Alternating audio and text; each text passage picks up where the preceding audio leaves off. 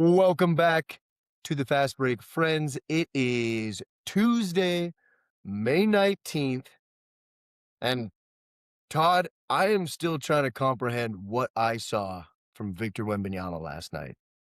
So that's where we're going to start today because that was one of the best games I've seen from a player, especially in his first taste of the playoffs, game one, Western Conference Finals, all the hype, Thunder, Spurs. This is the matchup everybody's been waiting for all year long, and it completely delivered. Uh, I was excited about this game. I had expectations for this game and series, and they exceeded all of them. The Spurs going to Oklahoma City. It goes to double overtime. And Victor Wembanyama, the A-lead, and the Spurs get it done 122 to 115 in a immediate classic thriller. Uh, Victor Wembanyama obviously went nuts. That's all anybody is talking about today. 41 points, 24 rebounds, few blocks in there as well too. Basically willing them to victory. They were ahead most of the game, playing phenomenal defense, had Shea in hell at times during the game. And even when the Thunder had fought and clawed and came back and took a 3-point lead, and you thought it might be over, Wembanyama hits a logo three in one of the defining moments of the season to get him back to tied.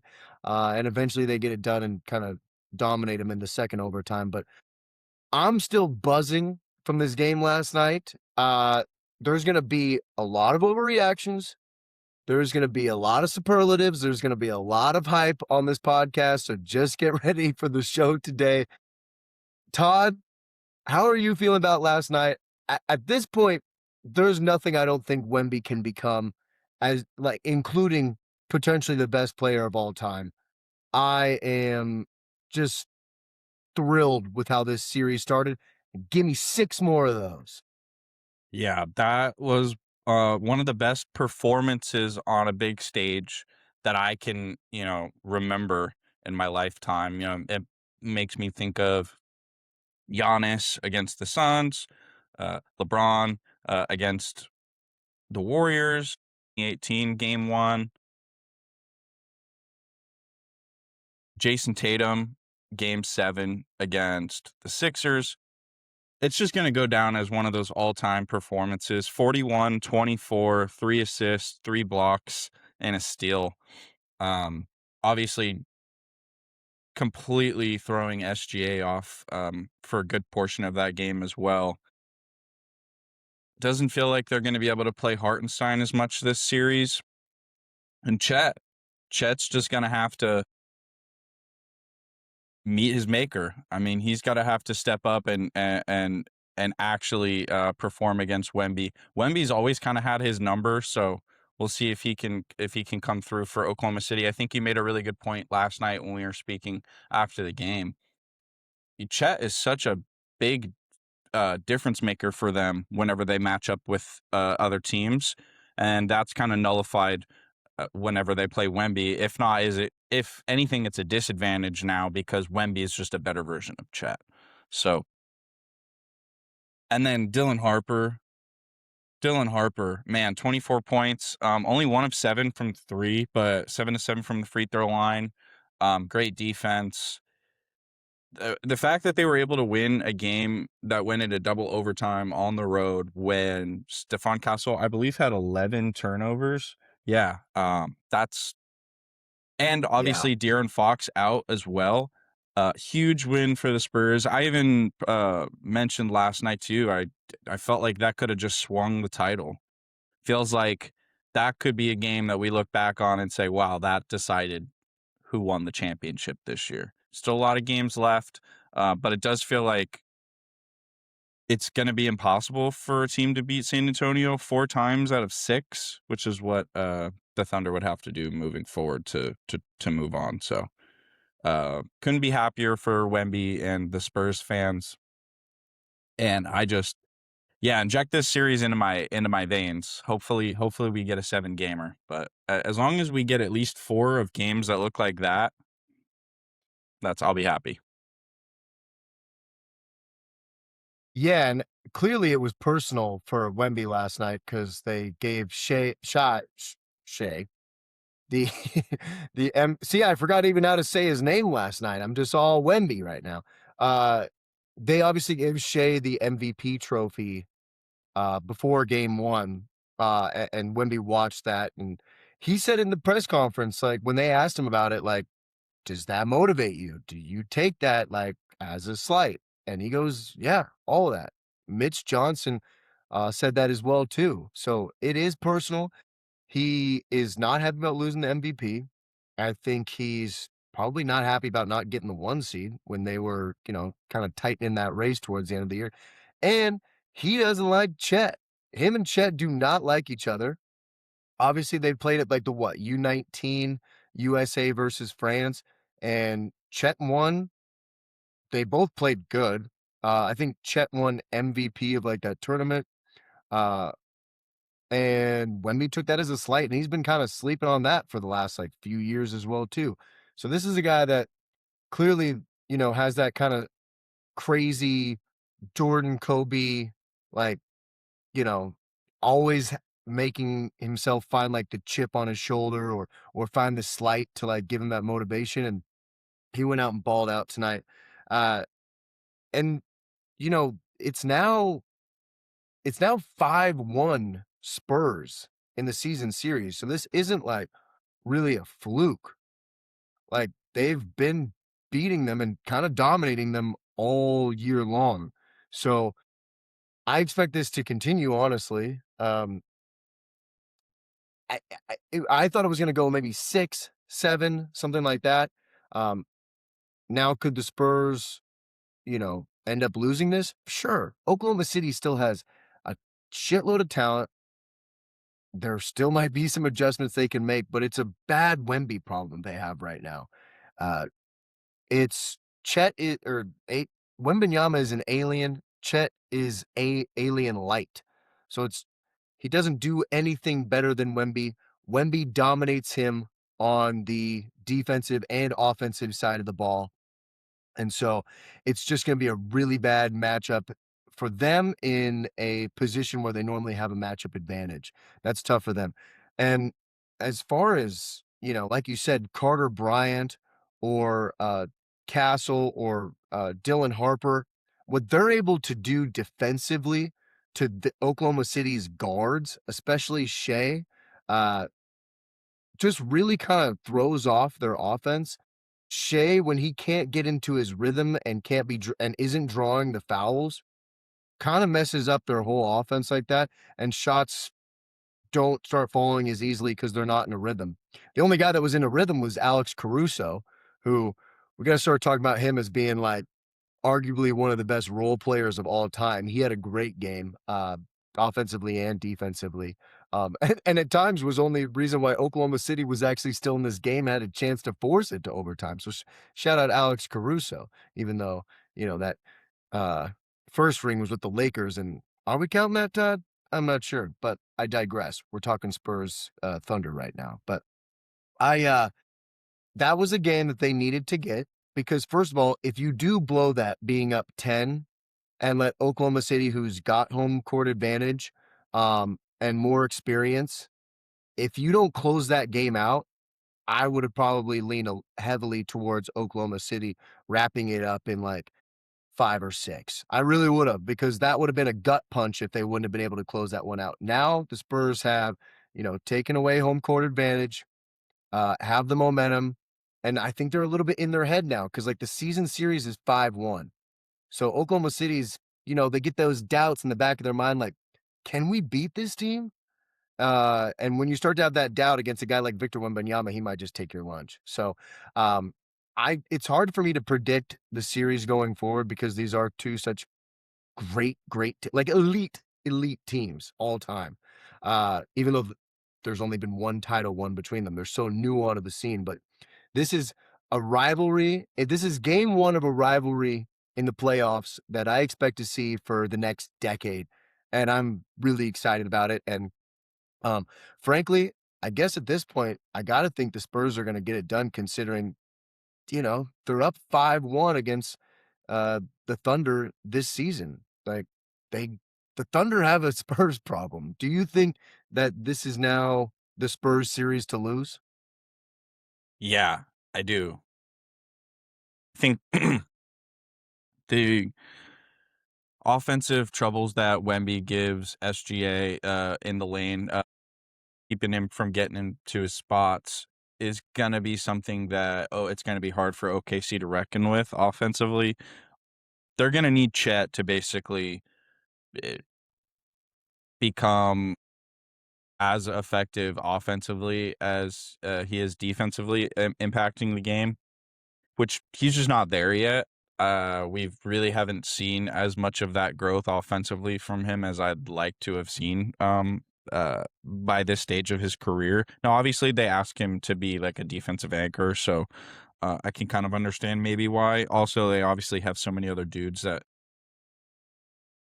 are good offensive players, so it's easier for them to kind of, like I said, shift some of the defensive responsibility onto Chet and let them do some other stuff. But I mean, 41 minutes, 8 points, just really not good enough. And they do need more from AJ Mitchell as well. They've especially with Jalen Williams trying to figure out his hamstring situation, really started to rely more on AJ Mitchell uh here in the postseason. And if he's going to be getting serious minutes like he did last night, 34 minutes, only 4 points, that's why he's out there, is to score the ball and be a facilitator when SGA, needs a blow. So I think the Spurs, this is their series, offensively, defensively. I mean, dude, some of the minutes that they put on their guys last night: Vassell 51, Champagny 44, Wemby 49, Harper 47, Stephon Castle 49.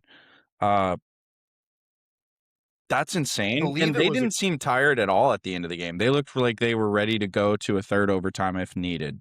So, and I will say this too, last night was the first time that I thought Dylan Harper might be the best player from last year's draft. Yeah. I believe it was a career high for everybody in minutes last night, so we'll see how Well, they when you bounce play back from double that. overtime too, that's also gonna help. Well, right, right. Um, cannot say enough good things about Dylan Harper. I think he was the second best player in the game. I don't know if you agree with that, but what he was doing defensively, how many steals did he get? 7? I Yeah. think it was 7. And, like, I mean, that's nuts. Like, this is the biggest game of his life. He was, you know, he I you could argue he was the best player out with what he's doing on the stage he's doing it. We haven't seen the other guys do that yet, obviously. So, Yeah, at this point, yeah, I think that top 4, I mean, you don't hear anybody saying the Spurs should have taken Knipple now. I mean, what Harper's done the last couple weeks, unbelievable. Like I said, I think he has the ceiling to end up being the best player in the draft, which is saying something, because that draft, I mean, we've talked about it, but might end up becoming, one of the one. It's either going to be 1, 2, or 3 all time, I think. well, let's probably gotta cool the Jets a little bit on that one. Because I mean, look, if you had Cooper Flag in this Spurs organization and you tasked him with doing what, you know,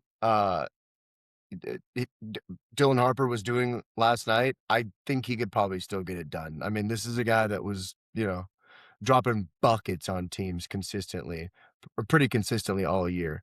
Um, so I think Cooper would probably have a similar impact on this team. But No, dude, fucking Dylan Harper is would like, he be able to he's just would he be coming able to in. accept that role? Right. He doesn't get to have the show run through him like Cooper did. So I don't know. Do I think Cooper had a better season this year? Yeah, I just think this last few weeks has really shown me the ceiling of Dylan Harper. I mean, dude, he looks like he could be first team All NBA defense James Harden. Like that's something that I didn't realize was what we were dealing with him as a player. Yeah. And Carter Bryant defensively as well too. We touched on him a little bit. He was hounding them. And it really neutralizes some of the stuff this Oklahoma City team can do. And if they're gonna play good defense and not foul, it throws off kind of all of OKC's, thing on offense. Now, I don't want to get into the foul baiting and all that shit because we've talked about it and it's annoying and it's what we've been talking about all year long. But if they're not able to get to the line like they have all year long, it does change their offense. Like Shea's not shooting as many free throws. He doesn't get in there. He doesn't get as comfortable. He doesn't get his shots, his freebies from flopping all the time. And I was really happy. Hey, say something good about the officiating. I think they did a good job last night. I really do. They weren't calling some of the bullshit that Shea normally, does and gets away with and gets called. And now they still did let OKC absolutely mug Wemby on a few possessions, but that's just going to happen. And Wemby, props to him, uh, he's done a pretty good job all year of when teams really want to rough him up and get in his head and be physical with him. He does a good job of powering through that, not losing his cool, except for when he fucking elbowed Nas Reed in the neck, and playing through that. So, he shows a lot of maturity I've that way never as well seen a too. giraffe attack another animal. Have you ever seen two giraffes fight? Because it kind of looks like what's happening in the paint with Chet and Wemby. Right. Just they're just whipping each other with their necks, and it's kind of scary. It kind of sucks. I'm like, come on, guys, everybody be friends. Which is the opposite of this, because I hope Chet gets his ass beat. Yeah. I think Ox, I think seeing it oxtail and collard greens, Chet. right. Yeah. I think San Antonio is going to end up playing for the NBA championship. I think the question for the Thunder is if they lose this series, and for a while the question was like, oh, the Thunder have so many assets. Like if they don't win the championship, they should just go in all in for Giannis. If they lose this series, not Giannis, but should they move all of their draft assets, or a lot of them, including like the 12th pick, and Jalen Williams to move up into the draft and maybe get a younger, cheaper guy that they think maybe has a higher ceiling than Jalen Williams? Would they Yeah, do like, that? are the Grizzlies are the Bulls would be dumb enough, although they just switched, their front office around. So maybe they're like, no, we're new. We want to select our guy and get this era started. Um, I mean, look, some of the picks OKC is going to have, and Jalen Williams is a pretty damn good package. Yeah, yeah. And shout out Jalen Williams. He played really good last night after having a pretty rocky year. And coming off that hamstring, I thought he played well for sure. Couple big threes down the stretch. I don't know if anybody in the top 4 is going to move. I really don't. But could you go get 5? But do you want 5? And to get who? Acuff, like another guard, like because that's who this stretch in like the 5 through 8 is like. It's the uh Acuff, it's the guy from Illinois. What's his name? What's his Wagner. name? I can't remember. Yeah, Wagner, and Wagner. there's another guy. Whatever. This isn't the draft episode, Yeah, but all I'm saying is that Oklahoma City, like, I do think this starts to make them think, okay, like, we're not just. It's very clear that regardless of whether or not the Spurs win this series or not, they are even with Oklahoma City. yeah, I know we're kind of putting dirt on Oklahoma City, like they couldn't. First of all, I do think they're going to win game 2, and like they could definitely steal one in San Antonio too and eat this out. So like we really should not be pouring dirt on them. But like I Well, said at the in beginning, games where we're Wemby plays, overreacting this episode. over 15 minutes, the Spurs are 37-3 since in their last 40 that he plays 15 minutes or more in the games. Yeah, I think the Spur it just feels inevitable now. It's like, "Oh, no, they're here." Like, he's arrived. He just had 41 and 24 rebounds and was easily the best defensive player on the floor. That Now most of the let time me when a guy is the best defensive player on the floor, he's not dropping 41 and 24 rebounds. Like, that's just correct. Let me push back a little bit. How many times recently have we seen a team coming off a bunch of rest versus a team that's, played half a week ago, that's still kind of in the flow, in the motion of it, be a little bit more in tune and locked in going into the first game of the next series? I also think they knew they needed to steal this one, just because it is game one, and like I just said, and then the other team comes back, and if Oklahoma City blows out San Antonio by 20 next game, which they did in the regular season once, uh, you know, we're gonna change our tune a little bit here. So I don't want to pour too much dirt on them yet, just because look, they are the champs. They got punched in the mouth. I think they have a punch back. Especially with how they can especially with all the bodies and people they have. I think right now it's really crucial for Dagnall to figure out who's your best five against San Antonio. Because I don't, he's for sure didn't figure that out in game one. And if he can figure that out, then I do think they have a real shot of coming back. But he's got to figure it out. He's got to figure out quick what's your best five lineup against San Antonio. Because it wasn't who we put out last night. And there was a couple of substitutions that I was like, I'm not sure this guy knows who his best is, if yeah. that makes sense. Yeah, no, he has a much deeper rotation versus San Antonio knows, like, what their closing, lineup's gonna be, and Right. and who they're gonna even play, give minutes at all.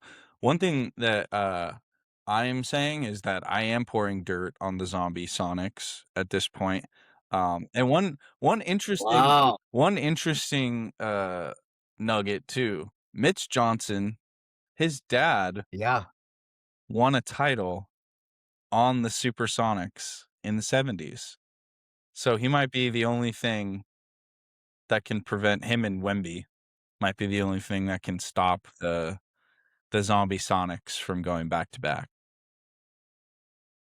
Yeah. I mean, I'll be honest. I will be very upfront. I am rooting so incredibly hard for the Spurs in this series, and I honestly think so is all of America, It's like ethical hoops plus alien versus, like, foul baiting, cheap shot, Lou Dort, all Well, this that's what I BS. was telling you last night too, was like these teams are like so similar in terms of like the way that they were built and like mirror each other with the youth and everything. But San Antonio, for whatever reason, is just way more interesting, way more fun to watch. And, it's not like, oh, they're in a better market or this, they have cooler uniforms. It's like, no, like, I just genuinely like watching Stephon Castle, Dylan Harper, Fox, Luke Cornett, Keldon Johnson, and Wemby play a hell of a lot more than I do SGA and Jalen Williams and Chet. And I do like watching Caruso. It's fucking annoying Yeah. when he gets called for nothing, and then obviously eh, they get all the calls. That's the annoying part. But I do think he's one of those dudes where you're like, oh, like him and Lou Dort are like, oh, it's annoying when they're not on your team, but when they're on your team, you're like, I fucking love that guy. Yeah. But it's just weird to think like how similar these teams are, and yet, yeah, San Antonio is just so much more likable. Gotta say, I need Wemby to eventually start doing something like do like the Dennis Rodman look with like get a couple piercings, fucking do like the Frank Ocean like like blonde. Yeah. Eh, No, he I became a has he not fucking done the superstar. blonde? I feel like he did the blonde during, like, saying I like think too so much. too. Yeah, last off season, or 2 off seasons ago, I feel like he did the blonde, Yeah. but I could be wrong. No, was it, or am I thinking of Jeremy Sochan? No, you might be because thinking of he Sohan. You might be thinking of Sohan, and that's the thing is I think he needs to do because he was doing the Rodman thing right. And I think that if Wemby to bring him back. Finals MVP, fucking just becomes a mega superstar this summer, just fucking cover magazines, crazy new look, fashion deal, fucking just become just a mega world famous superstar. Because I think he's going to get there. I really do. I think I mean, Well, I mean, Silver's wet dream is San Antonio Knicks for the finals, and you get the New York, you get the I guess alien, and it's just it'd be a good matchup. I feel like New York would have a little bit of uh, they could win one at home or something like that, and they probably could keep a couple of games close, but like that would be the publicity of that series could potentially be the highest rating since maybe the Warriors yeah, run. LeBron Probably for sure. 2016. Yeah, 2016 like that. Um, and the Knicks are probably gonna be there as well too. I think we both think that they're gonna beat the Cavs. Do you think I think this Knicks probably win in 5, maybe 6 games. We'll see. Yeah, I would guess that the Knicks. I mean, they've been playing so fucking well. And also, we're gonna find out tonight, based on how healed up OG Anunoby is, because if he looks rough, that could be that's a different Knicks team if he's not playing as well as he was before. But I'm hoping that the time off that he's had is giving him the ability to heal up. We might also have a second overreaction pod in a couple of days because if my theory that I just said, follows suit and Cavs come in hot because Donovan Mitchell was just getting up a bunch of shots 2 days ago and they were playing off the bigs and just playing well in that game 7 against Detroit where they blew them out. If they're just more in rhythm and they steal this first one against the Knicks, then we'll be overreacting to that, which we shouldn't because even if the Cavs do go and win game 1, uh, we saw the Knicks get down to Atlanta 2-1 in that series, so I don't think we should overreact. I think they could lose game 1 and then methodically kind of take over the series after that. Um, but I think Jalen Brunson is just playing really well and going from so playing better defenses to a Cavs team, which is, kind of middling or whatever. Well, I guess the Sixers wasn't too big of an issue, but playing a Cavs team that's kind of middle of the road on defense, I just think that Brunson is going to be able to get his and like you said, OG, and it's not going to be as tough to get these shots for these guys. So I think New York and they're going to hound Harden and Mitchell on defense. The only thing I worry about is really, you know, Cat and their big guys being able to defend. I mean, Mitchell Robinson is good, but being able to defend Allen and Mobley if those guys are on, but it should be a good matchup. The only way that I think Down the low. Knicks struggle or definitely lose the series, I think, is if Evan Mobley just takes it to Towns. If he just takes to Karl Yeah. Anthony Towns and really dominates that matchup, that could cause some real problems for the Knicks. If you get Towns in foul trouble, Evan Mobley clicking on the offensive end and then anchoring their defense. But I think if Harden and Mitchell and, if everybody plays the way that we think that they're going to play, this is an easy Cavs in 5 or Knicks in 5. But if Mobley becomes the player that we all, really want him to and are hoping that he could one day, if he elevates above Towns, puts him in foul trouble, and like I said, gets it going on the offensive end, I think that the Cavs have a real shot, but it's going to require him taking a leap. Cavs definitely have a shot. I mean, we saw they're just so Jekyll and Hyde all the time, like even quarter to quarter, dude. It's so annoying with them. And when you see it in spurts, when like Mitchell is getting the bigs involved on offense and Harden is not throwing the ball out of bounds and throwing up terrible shots, their offense looks awesome. And it's like, how do you even beat this team? And then they go back to the stupid your turn, no my turn, and not getting the bigs involved, and Sam Merrill is cold because they're not sharing it with them, and it just looks ugly. So we'll see. I'm sure the Cavs will get one or two because they'll just shoot the ball well. They got shooters. They can create offense. We saw it against Detroit. There was a couple of games there where they looked really good. Um, so we'll see. I hope they make it an interesting series, and we'll see. Last year we thought the Western Conference Finals was, or whoever came out of the West basically had a free ride to the championship, and the Pacers took them to 7. So I don't want to rule anything out here. Now that Pacers team was really special. It holds a dear, dear place in my heart and always will. And to the day I die, if I will say if Halliburton doesn't tear his Achilles, that they are the 2025 champs. Uh, but I God, that digress. was such a fun So team. I don't wanna rule anybody out. What? I said, God, that was such a fun team. I know, dude. It was the best. That team was like as if like the Isaiah Thomas Celtics made a run of the finals and got to game 7. Like, And not even just the it's a unlikeliness of ragtag it. bunch. Dude, the games, the comebacks. They'd be down 12 with like a minute and a half left and win. Ugh. It I turned off 2 games where you had to call me and be like, "Are you watching this right now?" I'm like, "Shit, I turned it off." No. They're down 20 with like 6 minutes left, and they're like, and then Neesmith makes 7 threes in a row. It was unbelievable.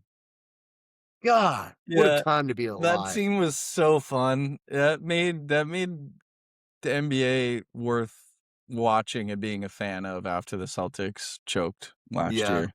God. And yeah, this year the version of that is the Spurs for me. I'm like, oh, right. every Spurs game, I get very excited. Here's to, yeah, hopefully a 1999 rematch. Spurs, Knicks, Yeah. and yeah, Real quick, before we completely move on from them, on to Detroit. Do you think they need to obviously didn't expect them to go to game 7. Props to them for going on the road in game 6 and actually stealing that and forcing a game 7. Obviously, when I said they were running out of gas and they were going to lose that game 6, uh, I was wrong. And the tank had a little bit left and they were able to force a game 7. And then the tank got empty as soon as game 7 started because they were never really in that. Too much on Cade throughout the entire playoffs, and guys were just bad. And, you Duran. know, Isaiah Stewart's just fighting people. Duran had a Duran and good game Isaiah 6. Stewart just disappearing. Brutal. I mean, at least if you're Detroit, you can probably pay Duran a decent amount less than you were going to, and you can probably get away with that and continue to build your roster and have good depth because you're not gonna have to pay him like $50 million Or trade him. or trade him. I don't know if I would trade him. I think I'd have to give him one more shot in the playoffs. I know it was really bad, but I feel like a young guy with that much talent that had the year that he did, I gotta give him one more shot in a playoff run before I like deal him. So it's gotta come down to w how they're viewing internally, how they're grading, the potential of the players that they have in-house. Like, if they think that Asar, or if they think that Ron Holland, or if they think that, I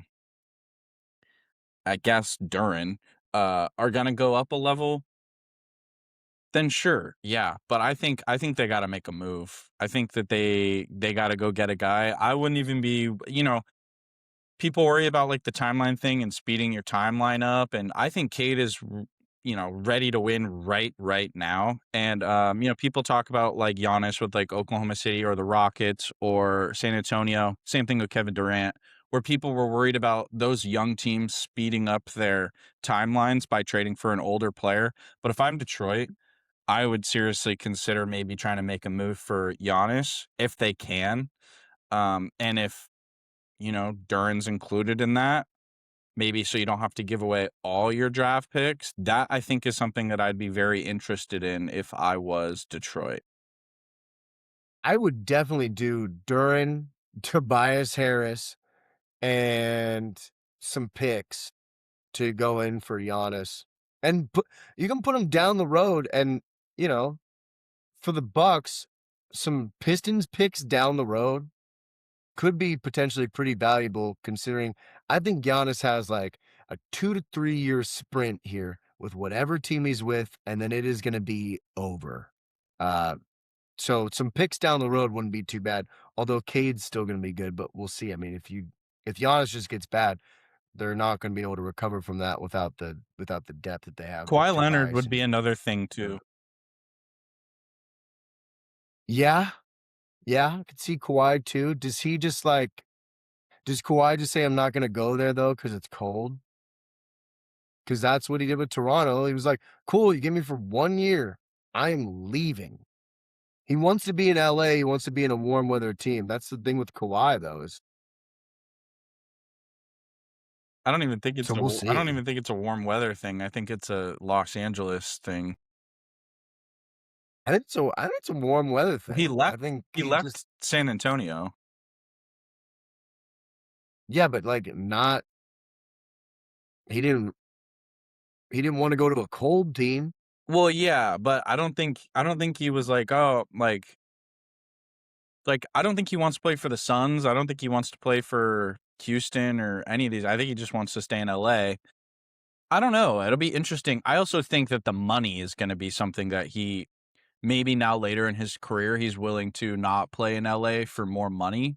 So, if the Clippers are looking at his extension and they're saying, "Look, we're not going to give you the max," and Detroit looks at it and says, "Look, instead of giving Duran the max, let's give Kawhi like a 3-year max."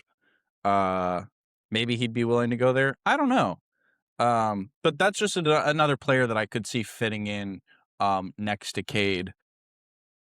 Michael Porter Jr. was a target that people had mentioned early in this year, and obviously that ended up coming home to roost. They did not have enough shooting. They probably should have made the trade for Porter Jr. But hey, I don't mind them saying, look, we have a lot of young talent. Let's sit back and see what that talent does. Let's see where we're at. Maybe we have somebody that is able to go up a level in the playoffs. Didn't happen. If I were them, I would look to maybe, like I said, trade a guy like Ron Holland or Asar. Kind of maybe like Indiana cashed in on Benedict Mathurin and got Zubac for Mathurin. So maybe they can make a move like that to just kind of bolster their ability to go further in the playoffs. I wouldn't rock the boat too much. I think that, this is your guys' first real taste of the playoffs. You went to game 7 of the second round. I think you build on this. You get better around the margins. Probably got to just I would move the Tobias Harris part of it. Um, I'm not sure what you could really do with that, but he finally played like Tobias Harris after having a pretty good playoffs. I got to say, like I was gonna better say I than felt like he had his best season in years. yeah, he did, but like then he went 0 for 6 in a game 7. So it's like it finally came back to Tobias Harris. And am I going to bank on him being good again in the playoffs next year? No, I'm not going to bank on Tobias Harris being good in the playoffs. This is the anomaly year. This is not the norm. So I don't want to. You could probably sell high on him right now, honestly. What about a Zach So that's probably Levine nah. or DeMar DeRozan? See now, One of those DeRozan. two could come in and just get buckets, and you don't have to worry about it. Dude, See, I they like couldn't DeRozan. score. They couldn't score. I mean, some of those games, It those was ugly. Magic games were fucking ugly. Like, we're talking about like 20 or 30 minutes of live, like real life time of there's been one free throw made by Detroit in 20 minutes of real life time. Like, Yeah.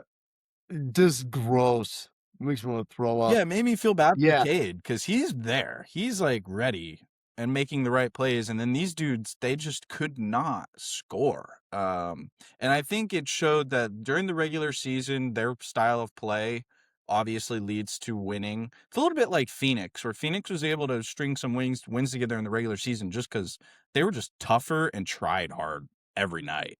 But that just it doesn't work in the playoffs because everybody is. right. A little Celticsy too, but that's also But on yeah, kind of the 100% applies to the Celtics this season, yeah. coaching staff. Uh yeah, we'll see. I mean, overall season for Detroit, still a good year. Like you're you were the number 1 seed, you made it to this game 7 of the second round. You lost to a team with more experience, and I think you just lick your wounds, get tougher, and I mean, they are tough, but you know, take this experience and get better and run it back next year. I don't think they do anything too crazy. Especially with Detroit. You're not gonna get a bunch of free agents, you know. Take this team and get better and try to figure out whatever the hell happened to Duran Yeah, it's and gonna be fix it interesting to next see year. that contract negotiation this offseason with Duran if they say he's gonna ask for the max because he should, because he's probably gonna make well, he might make all NBA team, I don't know, but I think he will. If he does, he qualifies for the super max or whatever, but they don't want to give him that.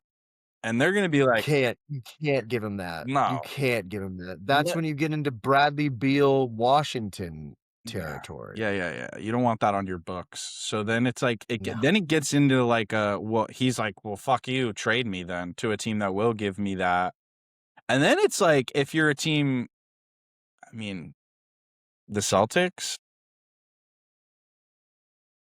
We need a big.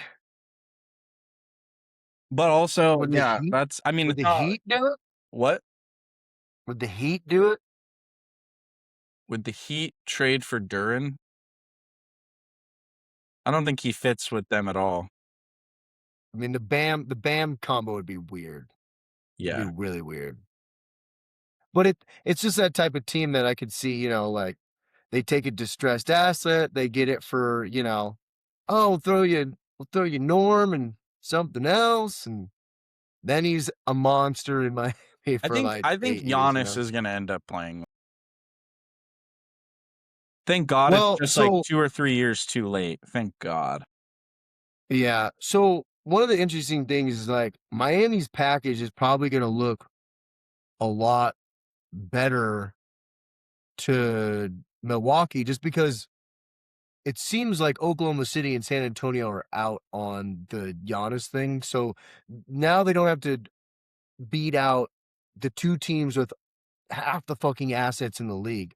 Uh, so Miami seems like they could potentially get back in the running for it. If it's just gonna take 3 first-round picks and a couple of good young play I mean, you give them like Khalil Ware and sell them on the upside of him and whatnot. So, yeah, there's a potential for Miami to kind of get back in this when we thought, well, they're not going to be able to outbid anybody. But if there's a lot of teams that aren't in on Giannis because of the age and the injury history, Miami could be back in. And of course they would be. Yeah, no, exactly. It would just Probably fall make a run to the finals. it's like, oh, Giannis has been Ah, he's gotten banged up and his stock has fallen low enough and the trade has taken long enough to where Miami's still just sitting there like, "Hey, the offer still stands. You want Norm Powell and, this guy that we drafted, number 12, and this guy and Jovic, and here's some second rounders and we'll call it good." yeah, They're like, Milwaukee's he like, hasn't even they're like, he hasn't even signed an extension yet. We couldn't give you another first. They're like, he's obviously yeah, gonna sign an extension. They're like, yeah, but he hasn't yet. Milwaukee's like, you were pretty ugly a couple years ago, but you're actually pretty cute now. So, we'll hear you out. We'll hear you out. Yeah, we'll see. Giannis always throws a wrench in all this shit, but okay. Is there anything else you want to talk about? Do you think were you surprised with the voting for MVP for Shea? I mean, he got like there was only 10 place votes for Jokic and then like 5 for Wemby, and the other I forget, I don't know how many there are, 60, 70, 80 votes were for Shea for first. Like it wasn't close. So we were right at the very least. Shout out to that. That's why you guys listen. We're good at our jobs. Not our jobs, unless you guys want to sponsor us. Yeah, I really, Please. really wanted Jokic, but like I knew in my heart of hearts that Shea deserved the MVP this year. So yeah, Yeah. weird end of a end. It might be the end of a Jokic run here. Still second MVP, which is crazy. But yeah, it's like he's going to be a weird one to talk about in retrospect when it's said and done. If this guy wins one ring and he has 3 MVPs and he's got only one finals run, like, Moses, although Moses yeah, had but 2 like, finals runs, to be fair, or 3, 2 or 3, I can't remember. yeah. So like, dude, only making it to the finals once, if this is it, because I mean, I what does Denver do to get better than, these San Antonio and Oklahoma City If you teams? take It away seems like Kevin they would have Durant to. if you take away Kevin Durant joining the Warriors, he's only been to 1. But Yeah, that's I mean, doing a lot of work. You're taking away 3 of his prime seasons, and you're like, "Yeah, don't count those." the Jokic Wemby one would be weird because yeah, then it's like, okay, well, Durant has 4 finals appearances, 5, 4, 4. 4 finals appearances, 2 titles, 2 finals MVPs, but only the 1 regular season MVP. And then you got Jokic with 3 but only 1 ring, only 1 trip there. So it's like, obviously Jokic is a better player, but Durant's gonna have a little bit more and team success. So it's weird. He honestly, what fucked Jokic is like Murray and Aaron Gordon just being unhealthy at the Injured. wrong times. Because if those guys are perfectly healthy for the last 6 years, Jokic probably has 3 rings, and we're talking about him way differently. So Yeah, we'll I see. I definitely, um, still think he'll go down as a top 15 guy ever. But yeah, he probably ends up finishing around the Kevin Durant, Moses area, Hakeem Olajuwon area. But we'll see. I mean, I don't think that they should do anything too drastic. I think, they just need to, be healthy at the right times. Obviously, they had some role guys get hurt this year. Um, but I just don't see a scenario where Wemby, as long as he qualifies, isn't 1 or 2 for MVP every season moving forward. And then of course you still have Luca and SGA. So yeah, gonna be interesting to see how that race shakes out over the rest of the decade, and see where Jokic falls because he's been in the top 2, I believe, every season this decade. Uh, yeah, top 2 the last 6 years. But this is big for Shea too, because I mean, Oklahoma City come if Oklahoma City comes back and wins his title, and he's got 2 MVPs, 2 titles, 2 finals MVPs. I mean, that's one of the more dominant 2-year runs we've ever seen, besides like a LeBron Jordan type thing. And then you gotta start looking at like top 10, you know, at least top 15 with that kind of a resume. Yeah, I don't know. I'm biased. I'm Might be not a doing little, that yet. I know it's tough, but and that's if he wins the title this year, but we'll see. I'm just excited for game 2. I'm I like, do think Oklahoma City's gonna come back. I'm not gonna put him What? ahead of Kevin Garnett on my all-time list, but you're right. You're probably right, but I don't wanna think of it like that. He's gotta go get it done. He's gotta go get it done. But, okay, I think Oklahoma City wins game 2. Um, just emotional comeback, pressure's a little bit off San Antonio, but, so I think they go to San Antonio tied 1-1. What do you think on that one, game 2 for Western Conference Finals, and then who do you think wins tonight? I think that the Cavs win game 1 tonight, and I think that barely. I think Donovan Mitchell hits, like, a game winner or something. And then I've got Oklahoma City barely winning game 2. Okay, I like it. I I could see the Cavs winning tonight. I'm just not sure. I think I think the Knicks win game 1. I think the Cavs could come back in game 2 and take that one. Well, the way I We'll see see. it is that they've been Okay, playing more recently than the Knicks, and yeah, they had to play a game 7 a couple days ago, but the game they didn't play hard minutes. It was like they were pretty comfortably winning, like, most of the game, and I don't think they had to yeah. play that many grueling minutes, so I think that they'll be more ready to play, and the Knicks have had a lot of off time. And also sneakily, like, the Knicks are, like, a better road team than home team because road teams get really excited to play at MSG, and they tend to play really well. So, yeah, I mean, either way, I definitely think that, the Knicks are gonna win the series, but, Cleveland's stealing one of these first 2 on the road. Okay. You heard it here first, folks. All right, that'll do it for us today. Thank you guys for tuning in. Um, one new thing, you guys should already be following the Twitter and the other pages and the YouTube and the liking and subscribing and all that BS. But we're gonna get the TikTok going. So if you guys want to follow that, it's Fast Break the Fast Break Drew, because it's all about me. With, Um, and we'll start posting some like shorter clips on there, and hopefully that can bring some more viewers in and have some good times. But thank you guys for tuning in. I'm sure to tell your friends, like, subscribe, and share. And Todd, good job by you. yeah, good job by you, buddy. Love you guys.